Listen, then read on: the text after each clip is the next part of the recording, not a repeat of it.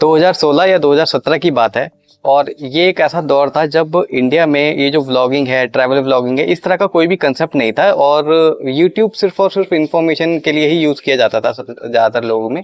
कि अगर आपको कोई किसी चीज़ की इन्फॉर्मेशन चाहिए या फिर आपको कोई टेक्निकल ट्रबल शूटिंग चाहिए तो आप यूट्यूब पे सर्च करके उनके आंसर ढूंढते थे।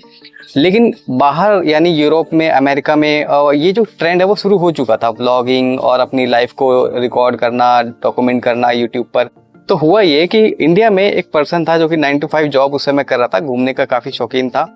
और उसने क्या किया कि एक तरह से इस कंसेप्ट को शुरू किया कि ट्रैवल व्लॉगिंग इंडियंस भी कर सकते हैं। तो पहली बार वो बाहर निकला, इंडिया से बाहर गया, उसने ट्रैवल करना शुरू किया और अपनी जो वीडियोस बना के यूट्यूब पे डालना शुरू किया।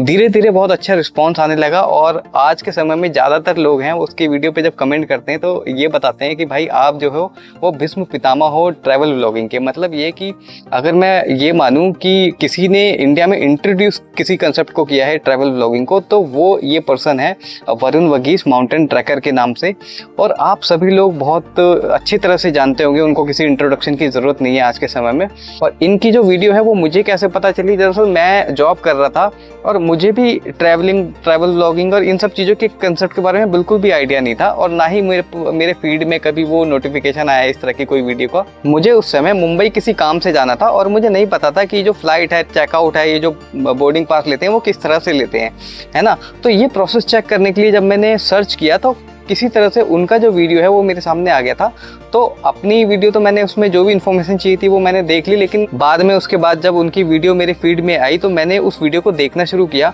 और एक वीडियो मुझे इतनी अच्छी लगी कि जो भी पहली वीडियो देखने के बाद मैंने लगातार उनकी वीडियो देखना शुरू कर दिया। और रीज़न ये था कि उनकी जो पर्सनैलिटी है,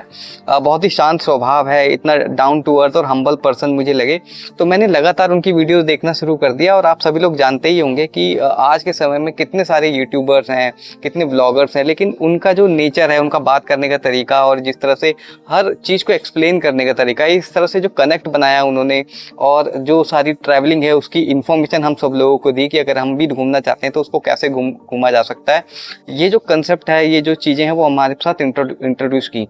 लेकिन अचानक से इनके साथ क्या हुआ कि कुछ समय बाद वीडियोस आना बंद हुए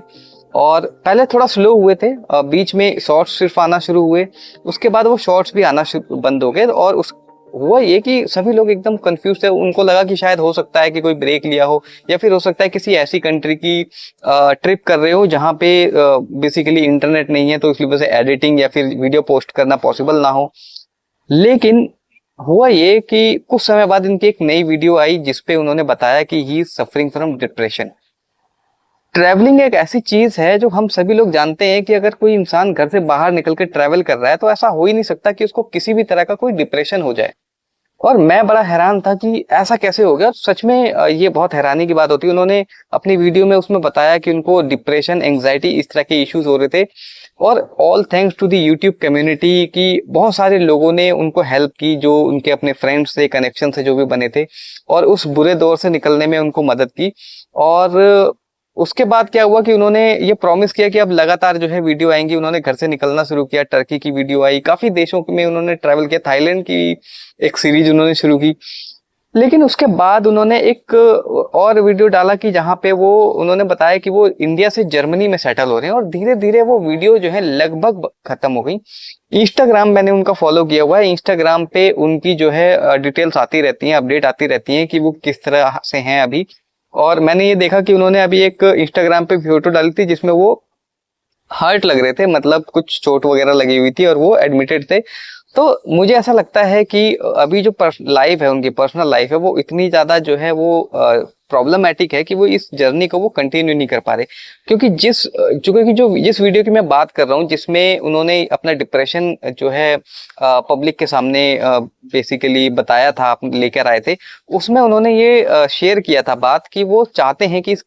जर्नी को कंटिन्यू करें। उन्होंने कहा कि लोगों के उनके पास मैसेज आते हैं और वो अपने ऑडियंस के साथ कनेक्ट रहना चाहते हैं। तो इसका मतलब एक बात एकदम 100% श्योर है कि वो ये नहीं चाहते थे कि वो अपने ऑडियंस से दूर हों या फिर ये जो जर्नी है वो बंद हो। तो ये जो रीजन है, ये जो उनकी जर्नी जो है आनी रुक गई वहां पे यूट्यूब पे, तो इसके पीछे कोई बहुत बड़ा रीजन ही होगा। लगातार उनकी जो जब भी कोई पोस्ट आती थी या तो वो डिप्रेशन की बात करते हैं या फिर किसी हॉस्पिटल की फोटो आ जाती है तो मुझे ऐसा लगता है कि यार लाइफ बहुत अनप्रिडिक्टेबल है, लेकिन ये है कि मैं ये कहूंगा कि जैसे कि मैंने अपनी पिछली वीडियो में भी बताया था कि मेरे साथ ये बहुत बड़ी प्रॉब्लम है कि अगर मैं किसी के ब्लॉग्स या किसी को मैं देखना शुरू करता हूँ ना, तो इमोशनली या हर तरह से कनेक्ट कर जाता हूँ। और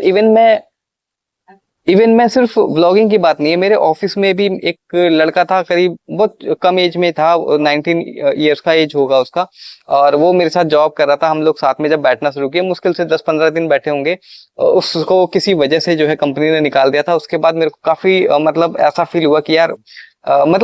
मतलब ये कि जब वो चला गया तो मेरा वहां पे ऑफिस में भी मन नहीं लग रहा था। तो इस तरह का मेरा नेचर है, तो इसी वजह से जैसे ये जो भी यूट्यूबर भी हैं, जैसे इनके मैं लगातार जब वीडियो देखता हूँ तो एक कनेक्ट बन जाता है। और मुझे ऐसा लगता है कि आप सभी लोग भी इस बात से एग्री करते हुए, जिस तरह से लोगों के कमेंट आते हैं, मैं एक कमेंट आपको स्क्रीन पे भी दिखाऊंगा। उसमें किसी ने बोला कि यार मैं आपको मिस कर रहा हूँ, प्लीज जल्दी आ जाओ यूट्यूब पे वीडियो बनाने के लिए, है ना। तो ऑडियंस ऐसी होती है कि मतलब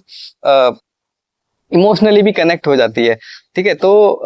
मेरे को ऐसा लगता है कि ये जो जर्नी है, ये जो मतलब पूरा कंसेप्ट है यूट्यूब का, अपने व्लॉग्स बनाने का,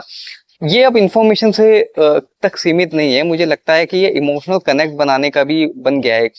जरिया, कि लोग जो हैं वो आपस में एक दूसरे से कनेक्ट हो जाते हैं। इतने सारे लोग जो हैं वो उनकी वीडियो देखते थे, और मैं कल रात भी उनकी एक दो वीडियो देख रहा था, और कि कुछ सीरीज है वो मैंने दोबारा देखना शुरू कर दी, क्योंकि पुरानी ही देख सकते हैं, नई तो कोई सीरीज आ नहीं रही।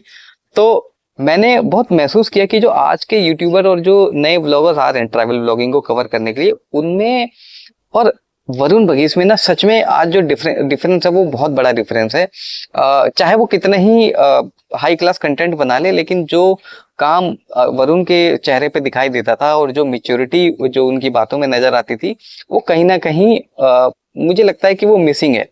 ठीक है, तो इन सब चीजों से बचने का मतलब यही है कि मैं मतलब होप करूंगा कि बहुत जल्दी जो है उनके जो भी प्रॉब्लम्स चल रही है वो रिजॉल्व होंगी, और धीरे धीरे हम लोग दोबारा से उनका जो कंटेंट है वो दोबारा से कंज्यूम करना स्टार्ट करेंगे। तो इसी होप के साथ मैं अभी तो इस वीडियो को एंड करता हूँ, एंड होप करते हैं कि बहुत जल्दी उनकी और भी जो वीडियोस हैं वो हम सभी को देखने को मिलेंगी।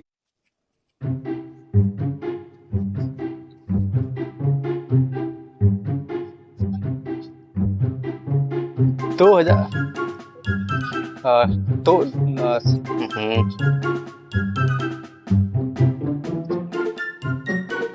ऐसे बहुत सारे लोग थे।